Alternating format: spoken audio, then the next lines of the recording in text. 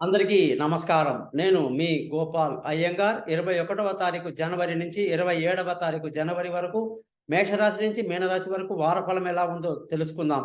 ముందుగా ఈ వారం గ్రహస్థితులు ఎలా ఉన్నాయి, అలాగే మిగతా విశేషాలు తెలుసుకుందాం.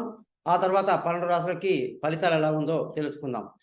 ఈ వారం గాని గ్రహస్థితులు చూసుకుంటే గురువు మేషరాశిలో, చంద్రుడు వృషభం, మిథునం, కర్కాటక రాశిలో ప్రయాణిస్తున్నాడు. కేతు కన్యా రాశిలో, బుధ, శుక్ర, కుజ గ్రహాలు ధనుసు రాశిలో, శని కుంభరాశిలో శని యొక్క సంచారం ఉంది. సూర్యుడు మకర రాశిలోకి వచ్చేసాడు. ఇక రాహు వచ్చేసి మీనరాశిలో సంచరిస్తున్నాడు. దీన్ని బట్టి 12 గ్రహాలకి ఎలా ఉందో తెలుసుకుందాం. ముఖ్యంగా మీరందరూ మీ జాతకాలు తెలుసుకోవడానికి కోసం మీ యొక్క పేరు, డేటు, టైం ఈ నెంబర్‌కి వాట్సాప్ చేయండి. మీ జాతకాలు రెడీ అవుతే మీతో ఫోన్‌లో మాట్లాడి పరిహారాలని చెప్తాను. జాతకాన్ని మీకు మెయిల్ గూడా చేస్తడం జరుగుతుంది. ఎవరికైతే డేట్ ఆఫ్ బర్త్ లేదో వాళ్ళు మీ యొక్క మొఖాలు కనిపించేట ఒక ఫోటో, మగవాళ్ళు కుడి చేతి రేఖలు, ఆడవాళ్ళు ఎడమ చేతి రేఖలు పంపించండి. మీ జాతకాలు రెడీ అవుతాయి. మీతో ఫోన్‌లో మాట్లాడి పరిహారాలని క్లియర్‌గా చెప్తాను.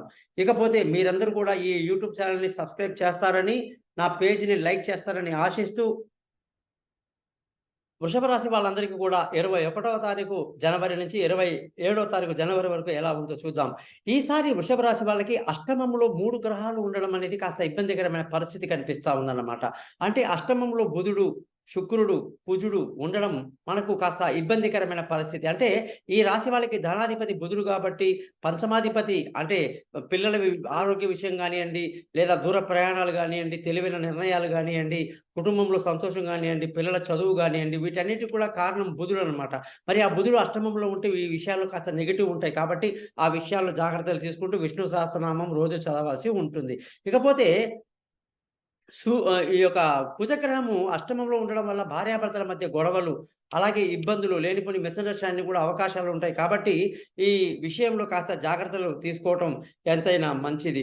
ఇకపోతే పెళ్లి కాని వాళ్ళకు, వ్యాపారంలో పార్ట్నర్‌షిప్ చేసే వాళ్ళకి కొంత ఇబ్బందికరమైన పరిస్థితి కనిపిస్తా ఉందన్నమాట. ముఖ్యంగా శుక్రుడు గాని, ఆ రాశ్యాధిపతి ఎప్పుడైతే అష్టమంలో ఉన్నాడో, అన్ని నెగెటివ్ థాట్స్, నెగెటివ్ ఆలోచనలు, పనికిరాని విషయాల్లో జోక్యం చేసుకోవడం, లేనిపోని గొడవలు ఉంటాయి. అలాగే ఆరోగ్యపరమైన విషయాల్లో, కడుపుకు సంబంధించిన జీర్ణకు సంబంధించిన విషయాల్లో కూడా కొన్ని ఇబ్బందులుండే అవకాశాలు ఉంటాయి. కాబట్టి మనమంతా కూడా వృషభ రాశి వాళ్ళు ఈ విషయాలు జాగ్రత్తలు తీసుకుంటూ విష్ణు సహస్రనామం, లక్ష్మీ అష్టోత్తరము, హనుమాన్ చాలీసా ఇవన్నీ చదువుకోవడం ఎంతైనా మంచిది. ఇకపోతే బంధువుల, స్నేహితుల సహాయ సహకారాలు బాగుంటాయి. అలాగే మానసిక ధైర్యాన్ని కలిగి ఉంటారు. విలువైన వస్తువులు, భూములు, వాహనాలు, ఇతరత్రా ఇల్లు కొనటానికి ఎంతో అనుకూలమైనటువంటి వాతావరణంలో ఈ వారమంతా జరిగిపోతుందని చెప్పవచ్చు. అలాగే మీరు ఆహ్, అదృష్టంగానే చూసుకుంటే చాలా తక్కువగా ఉంది. మనకి అదృష్టం అనేది ఈ జాతకానికి ఆహ్, బాగా కష్టపడాల్సి ఉంటుంది. ఈ వారమంతా కూడా దేని మీద కూడా డిపెండ్ అవ్వకుండా సొంతంగా ఒళ్ళు వంచి పనిచేస్తే రిజల్ట్ వస్తుంది. ఉద్యోగస్తులందరికీ చాలా మంచి రోజులు. ప్రమోషన్‌లు, ఇంక్రిమెంట్‌లు, పై అధికారుల ప్రశంసలు, అలాగే వీసాలు ఏదైనా అప్లై చేసేదానికి టైంకి రావటం గాని, ఇవన్నీ బాగా జరుగుతాయన్నమాట. ఇంటర్వ్యూలు సక్సెస్ అవుతాయని చెప్పొచ్చు. ఇకపోతే వ్యాపారస్తులందరికీ కూడా ఈ వారమంతా వ్యాపారంలో మంచి లాభాలతో ముందుకు దూసుకువెళ్తారని చెప్పొచ్చు. ఈ వారం ఖర్చులు మీకు ఆహ్, ఎక్కువగా ఉంటాయి అని చెప్పేసి చెప్పడానికి చాలా ఆస్కారాలున్నాయి. అందుకే ముందుగా చెప్పినట్టుగా రోజు లక్ష్మీ మంత్రాలు, విష్ణు సహస్రనామాలు చదువుకోవటం, శుక్ర మంత్రాన్ని 20 సార్లు జపించడం వల్ల మీకు అంతా మేలు జరుగుతుంది.